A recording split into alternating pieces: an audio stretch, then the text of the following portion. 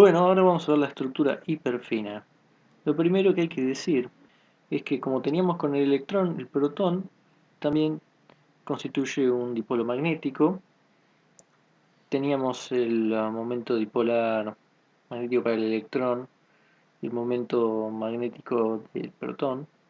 Como la masa del electrón es mucho más chica que la masa del protón, vamos a tener un momento para el protón mucho más chico.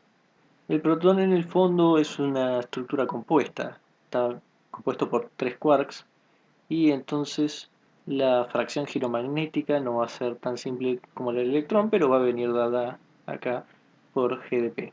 Bueno, ahora vamos a tomar un resultado clásico de electrodinámica clásica, sabiendo que un dipolo mu eh, nos da un campo magnético que depende de R, de las constantes mu 0, también va a depender del delta de Dirac. Uno lo puede derivar tratando el dipolo como una carga esférica que rota una cáscara cargada, y esto tiene que ver con el límite cuando el radio tiende a cero y la carga tiende a infinito, con mu constante.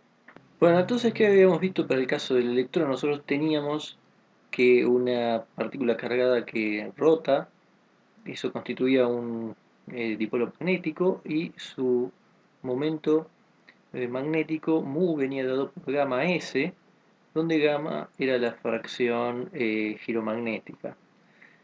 Cuando ponemos un dipolo magnético de un campo magnético B, entonces eso hace un torque que viene dado por mu producto vectorial B, que tiende a alinear, digamos, el uno con el otro paralelamente, como si fuera la aguja de una brújula, y la energía asociada a este torque es el H igual menos mu B que ya hemos utilizado. Si mu es gamma S, entonces nos queda que H es igual a menos gamma B por S, queda entonces proporcional al spin. Entonces, uniendo el B que ya tenemos, podemos entonces escribir cómo va a ser el H. Vamos a poner directamente el H' de EHF. Bueno, el hamiltoniano de estructura hiperfina. Entonces, por un lado tenemos, digamos, el mu 0. Tenemos además, ahora cuando consideremos el mu, vamos a estar considerando los dos mu y van a salir todas las constantes hacia afuera, por lo tanto las voy a ir sacando. GP, vamos a tener 2 e cuadrado. Luego tenemos el 4pi, pero también va a salir un 2 de acá. Y luego tenemos MP y ME. Ahora sí, una vez que sacamos todas las constantes, tenemos 3. Y vamos a escribir por un lado el SP por R, por otro lado el SE R y menos SP SE. Y todo esto queda un R cubo, vamos a ponerlo acá abajo, de esta forma. En cuanto al segundo término, este 2 se va a cancelar con el 2 y luego tenemos todas las constantes otra vez. Un 0 G P E cuadrado, el 3 que ya tenemos abajo, M P M E y el S P S E y luego el delta cubo. Así que así queda el H'. No, acá lo único que hicimos, por ejemplo, en esta parte es asociar cada S con un R.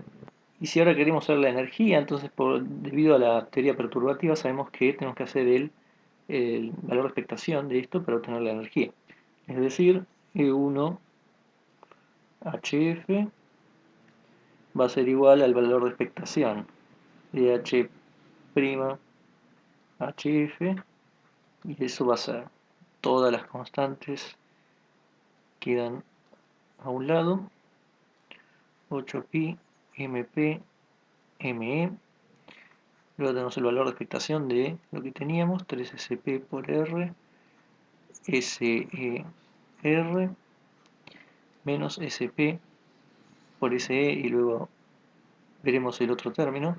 sobre R cubo más, ahora sí el otro término, otra de las constantes, GP e cuadrado 3MP ME, valor de expectación de SP por SE, y además el valor de expectación de delta,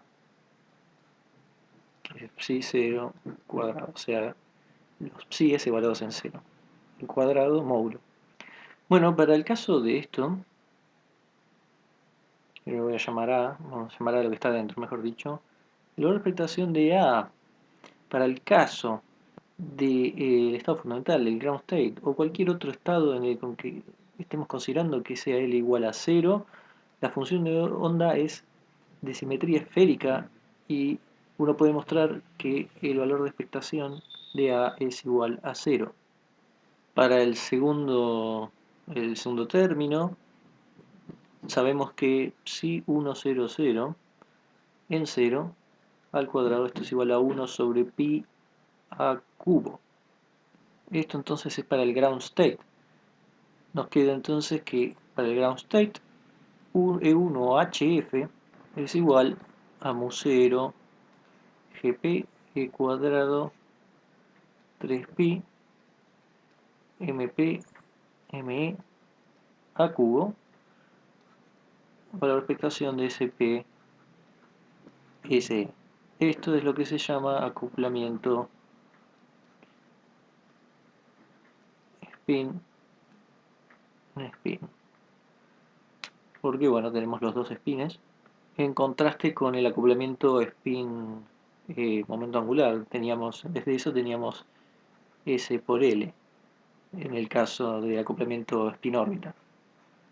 Bueno, entonces en ese caso obteníamos otras constantes y S por L. O sea, teníamos la dependencia de R cubo, pero luego poníamos el radio de Bohr y obteníamos en función de quién quedaba. En presencia del acoplamiento spin-spin, digamos, el spin de cada uno individual no se conserva y lo que sí vamos a tener los estados buenos que van a ser los autovectores del spin total, que obviamente va a ser definido como la suma de SE más SP. Como hemos hecho antes, si tenemos S igual a SE más SP, uno puede elevar al cuadrado, obtener SE cuadrado más SP cuadrado más 2 SSP y despejar SE SP como, bueno, es S cuadrado menos S cuadrado menos SP cuadrado por un medio. Entonces, y al igual que como lo utilizamos la última vez, tanto el electrón como el protón tienen spin un medio.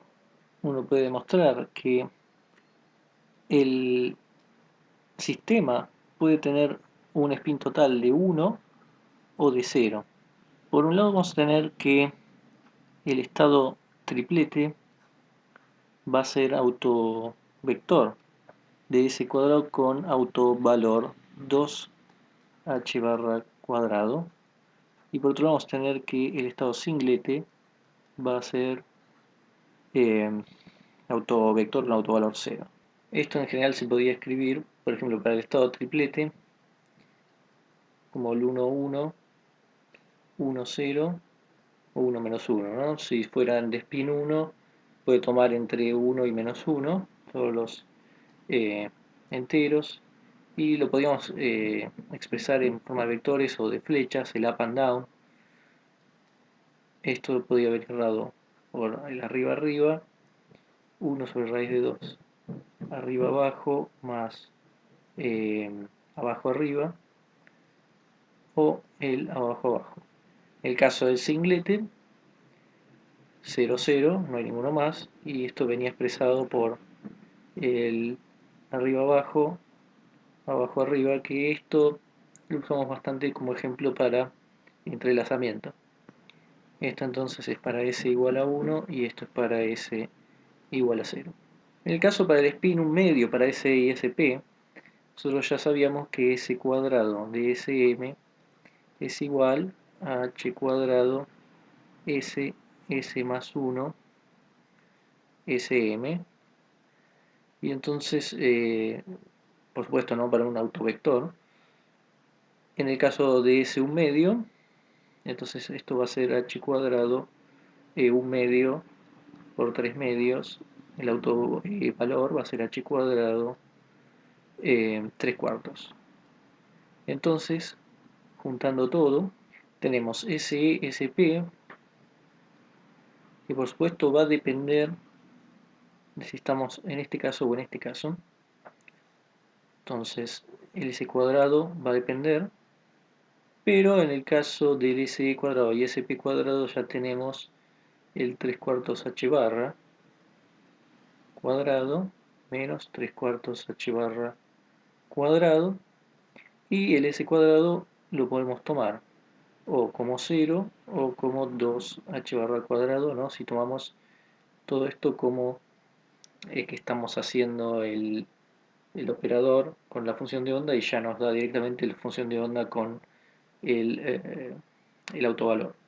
Entonces, por un lado, vamos a tener, si es 0, tenemos directamente menos 6 cuartos h barra cuadrado, o lo que es igual, menos 3 medios h barra cuadrado. Y por otro lado, si tomamos 2h barra cuadrado, bueno, entonces 2h barra cuadrado menos 3 medios h barra cuadrado, que esto es 4 medios, así que esto da un medio h barra cuadrado. Por supuesto, todo esto me faltó multiplicarlo por un medio, con lo cual por un lado vamos a tener menos 3 cuartos h barra cuadrado, y por otro lado vamos a tener un cuarto h cuadrado.